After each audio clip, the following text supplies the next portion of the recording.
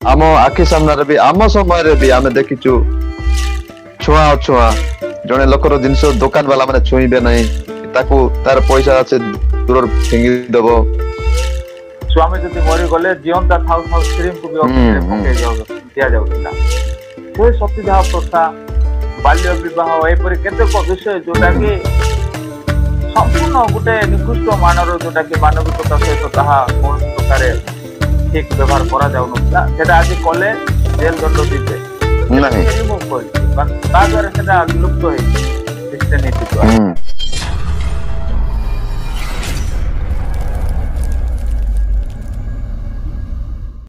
Christian missionary ମାନେ ଭାରତକୁ ପ୍ରଥମେ ପ୍ରିଣ୍ଟିଂ ପ୍ରେସ୍ ଆଣିଥିଲେ, ପ୍ରିଣ୍ଟିଂ ମେସିନ ଆଣିଥିଲେ। ସତ କଥା। ଆଉ ଯେତେ ଭାରତର ଧର୍ମଗ୍ରନ୍ଥ ଗୁଡିକ ମଧ୍ୟ ପ୍ରିଣ୍ଟ କରାଯାଇଥାଏ ମେସିନ ରେ।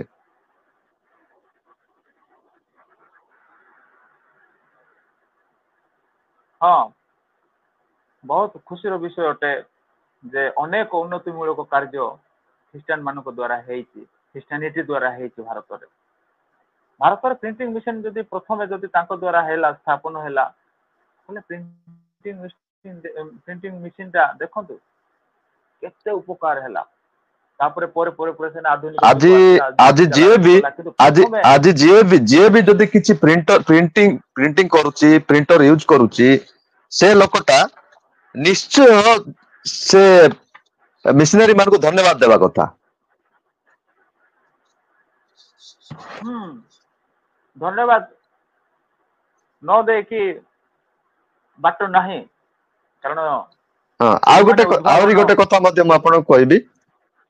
ଭାରତରେ ଯେତେବେଳେ ମହିଳା ମାନଙ୍କୁ ଶିକ୍ଷା ଗ୍ରହଣ କରିବାର ଅଧିକାର ନଥିଲା, ସେହି ସମୟରେ ମହିଳା ମାନଙ୍କୁ ଶିକ୍ଷିତ କରାଇଥିଲେ ମିଶନାରୀ ମାନେ। ସ୍ତ୍ରୀ ଲୋକମାନଙ୍କ ପାଠ ପଢିବାର ଅଧିକାର ନଥିଲା। ଏବେ ଯେମିତି ସ୍ତ୍ରୀ ଲୋକମାନେ ବାହାରେ ବୁଲିବାର ପ୍ରାୟ ବାବା ମାନେ କୁହନ୍ତି ସ୍ତ୍ରୀ ଲୋକମାନେ ଲିମିଟରେ ରହିବେ, ସ୍ତ୍ରୀ ଲୋକମାନେ ଏମିତି ରହିବେ, ସେମିତି ରହିବେ।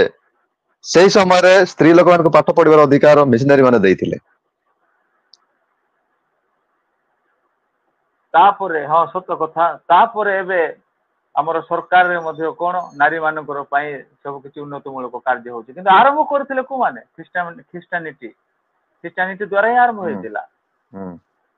ସତ କଥା ଆପଣ କହିଲେ। କାହିଁକି ନାରୀ ମାନଙ୍କୁ ଗୋଟେ ଅବଜେକ୍ଟ ଭାବରେ ବ୍ୟବହାର କରାଯାଉଥିଲା। ସେମାନେ ଏତେ ସୀମିତ ଭାବରେ ରହିବେ, ସେମାନେ ଘରର ପରିସର ଭିତରୁ ବାହାରେ ସେମାନେ ଅଲଗା କୌଣସି କାମ କରିବା ପାଇଁ ତାଙ୍କୁ ସୁଯୋଗ ନଥିଲା।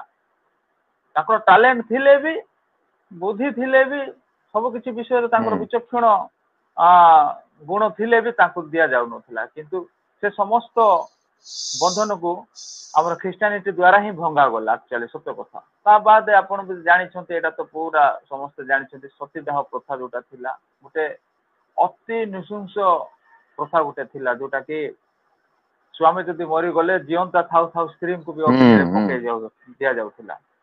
ସେ ସତୀଦାହ ପ୍ରଥା, ବାଲ୍ୟ ବିବାହ, ଏପରି କେତେକ ବିଷୟ ଯୋଉଟା କି ସମ୍ପୂର୍ଣ୍ଣ ଗୋଟେ ନିକୃଷ୍ଟ ମାନର, ଯୋଉଟା କି ମାନବିକତା ସହିତ ତାହା କୌଣସି ପ୍ରକାରେ ଠିକ ବ୍ୟବହାର କରାଯାଉନଥିଲା। ସେଇପରି ପ୍ରଥା ଯାକ ବି ଥିଲା, ଜଘନ୍ୟ କଥା ବି ଆମେ କହିପାରିବା।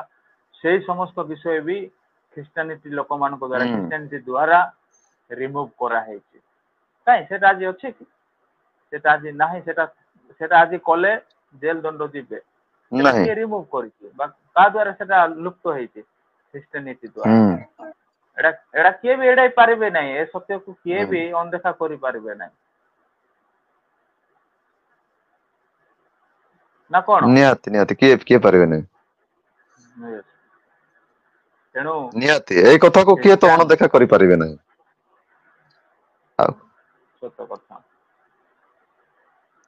ହେଲେ କାଷ୍ଟ ସିଷ୍ଟମ କୁ ଆଉ ମଧ୍ୟ ଗୋଟେ ଆପଣ ଦେଖନ୍ତୁ, କାଷ୍ଟ ସିଷ୍ଟମ ଦ୍ଵାରା କେତେ ଲୋକ ଆଉ ଆମ ଆଖି ସାମ୍ନାରେ ବି, ଆମ ସମୟରେ ବି ଆମେ ଦେଖିଛୁ ଛୁଆଁ ଅଛୁଆଁ ଜଣେ ଲୋକର ଜିନିଷ ଦୋକାନ ବାଲା ମାନେ ଛୁଇଁବେ ନାହିଁ, ତାକୁ ତାର ପଇସା ଅଛି ଦୂରରେ ଫିଙ୍ଗି ଦବ।